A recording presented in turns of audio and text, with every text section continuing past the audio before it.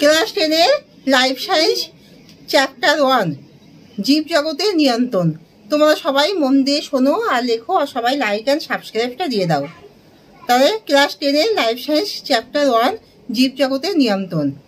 চলন কাকে বলে? জীব যখন একই জায়গায় স্থিরভাবে থেকে যখন অঙ্গ প্রত্যঙ্গকে সঞ্চালন করে তখন তাকে চলন বলা হয়। আর গমন হলো জীব যখন এক স্থান থেকে অন্য স্থানে যায় তখন তাকে গমন বলা হয়। আর চলন ও গমনের মধ্যে পার্থক্য হলো, চলন হলো কোনো জীব একই জায়গায় স্থির থেকে সে চলন করতে পারে। গমনের ক্ষেত্রে জীব এক জায়গা থেকে অন্য স্থানে তাকে খাদ্য সংগ্রহের জন্য যেতে হয়। আর চলনকে কতগুলি ভাগে ভাগ করা যায়: টপিক চলন, হাইড্রোটপিক চলন, জিওটপিক চলন। গমনকে সেইভাবে শ্রেণীবিভাগ করা হয় না।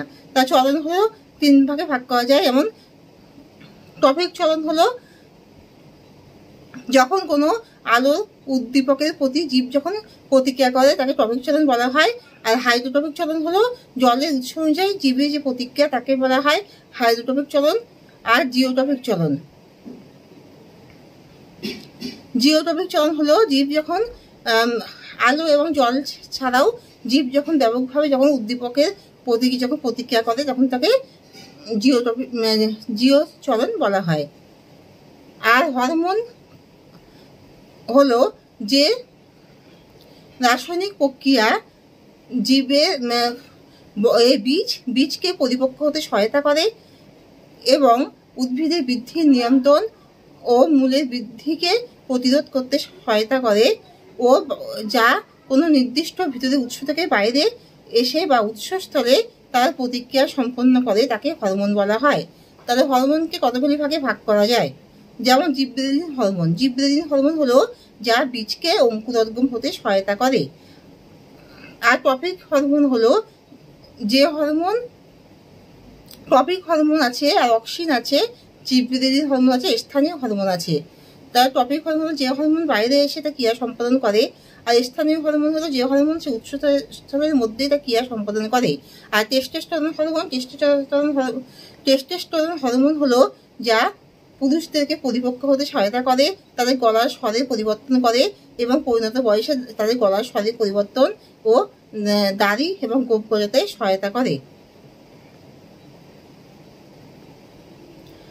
রুই মাছের বিভিন্ন রকমের যে পাখনা হয় সেইগুলি কার্যকলাপ বিশ্লেষণ করো।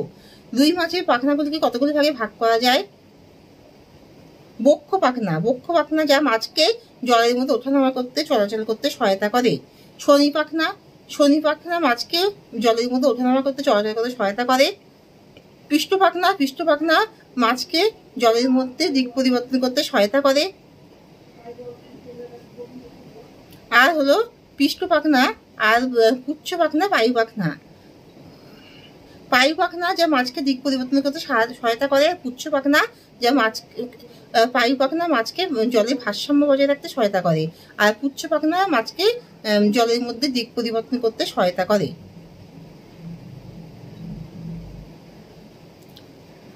আর গুরু মস্তিষ্ক, লঘু মস্তিষ্কের কার্যকলাপ ও পার্থক্য বিশ্লেষণ করো। গুরু মস্তিষ্ক হলো যে মস্তিষ্কের অগ্রভাগে যে অংশটি মস্তিষ্কের মুখ্য পরিচালনা কাজ গ্রহণ করে এবং এটি সব থেকে বড় অংশ। এটি 5 ভাগে ভাগ করা যায় এবং স্মৃতি, চিন্তা, বুদ্ধি, ভয় প্রভৃতি কার্যকলাপকে কন্ট্রোল করে, প্রভৃতি কার্যকলাপ হতে সহায়তা করে, তাকেই বলা হয় গুরু মস্তিষ্ক। আর মস্তিষ্কের যে ছোট অংশটি পশ্চাৎ ভাগে থাকে এবং যেটি চিন্তা, বুদ্ধি, স্মৃতি, ভয়ের সাথে জড়িত নয়, যেটি অঙ্গ প্রত্যঙ্গকে সঞ্চালন করার ক্ষেত্রে সহায়তা করে, তাকে লঘু মস্তিষ্ক বলা হয়।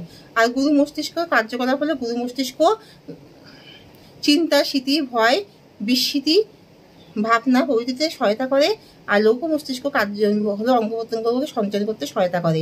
আর গুরু মস্তিষ্ক লঘু মস্তিষ্কের পার্থক্য হলো গুরু মস্তিষ্ক হলো বড় অংশ যেটি অগ্রভাগে অবস্থিত, আর লঘু মস্তিষ্ক হলো পশ্চাৎ ভাগে ছোট অংশ। গুরু মস্তিষ্ককে 5 ভাগে ভাগ করা যায়, লঘু মস্তিষ্ককে 1 ভাগে ভাগ করা যায়। গুরু মস্তিষ্ক চিন্তা, স্মৃতি, ভয়, বিস্মৃতি, আতঙ্ক প্রভৃতির সাথে জড়িত। আর লঘু মস্তিষ্ক মানুষের অঙ্গ প্রত্যঙ্গকে সঞ্চালন করতে চলাফেরা করতে সহায়তা করে। আর যখন দরজায় ধাক্কা মারা হয় তখন আমরা যে খুলি, অর্থাৎ এটি কিভাবে আমরা উদ্দীপকের প্রতি প্রতিক্রিয়া করি। যখন দরজাটি জোরে ধাক্কা দেওয়া হয় তখন আমরা গ্রাহক অর্থাৎ কান, এখানে পঞ্চেন্দ্রিয়ের একটি ইন্দ্রিয় হলো কর্ণ, যার সাহায্যে আমরা শুনি এবং সেটি আমাদের স্থানীয় কেন্দ্র মস্তিষ্ক, স্থানীয় যে মূল যে কেন্দ্র মস্তিষ্কে পৌঁছায় এবং মস্তিষ্কে পৌঁছায়, তারপরে গ্রাহক অর্থাৎ অর্থাৎ হাতের সাহায্যে আমরা তখন সেটি খুলি এবং পায়ের পেশি হলো কারক। হাত হলো আজ্ঞাবহ বাহক। হাতের সাহায্যে আমরা তখন সেই উদ্দীপকের প্রতি প্রতিক্রিয়া করে খুলি, আর পেশি হলো কারক। তাহলে আমাদের জ্ঞানেন্দ্রিয়গুলিকে কতগুলি ভাগে ভাগ করা যায়? জ্ঞানেন্দ্রিয় কাকে বলে? জ্ঞানেন্দ্রিয় হলো যে বাহকের মাধ্যমে আমরা উদ্দীপকের প্রতি প্রতিক্রিয়া করি এবং আমাদের মূল স্নায়ু কেন্দ্রে সেই উদ্দীপনা পৌঁছানোর পরে উদ্দীপকের প্রতি প্রতিক্রিয়া করি আমরা যে গ্রাহকের সাহায্যে, সেটি হলো জ্ঞানেন্দ্রিয়। অর্থাৎ যখন কোথাও উদ্দীপক হয় তখন উদ্দীপক আমাদের সেই বাহকের মাধ্যমে আমাদের মস্তিষ্কের কেন্দ্রীয় মস্তিষ্কের কেন্দ্রস্থলে পৌঁছায়, তাহলে তাকে বাহক বলা হয়। যেমন চক্ষু দিয়ে আমরা যখন কোনো আলো দেখি তখন সেটা আমাদের মস্তিষ্কের স্নায়ু কেন্দ্রে গিয়ে পৌঁছায়। কর্ণ দিয়ে যখন আমরা দরজায় কোনো শব্দ শুনি, সেটাই আমাদের কর্ণ বাহক দিয়ে মস্তিষ্কের স্নায়ু কেন্দ্রে পৌঁছায়। চক্ষু, নাসিকা, জিহ্বা, ত্বক এইগুলি 5টি জ্ঞানেন্দ্রিয়।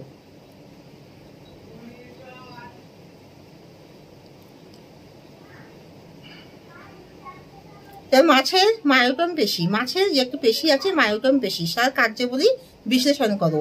মাছের এই দুপাশের যে পেশি সেটা মায়োটম পেশি, এটি ভি আকৃতির পেশি এবং এই পেশি মাছকে জলের মধ্যে চলাফেরা করতে ও মাছকে দিক নিয়ন্ত্রণ করতে সহায়তা করে। এখানে শেষ করছি, তোমরা সবাই লাইক অ্যান্ড সাবস্ক্রাইবটা দিয়ে দাও।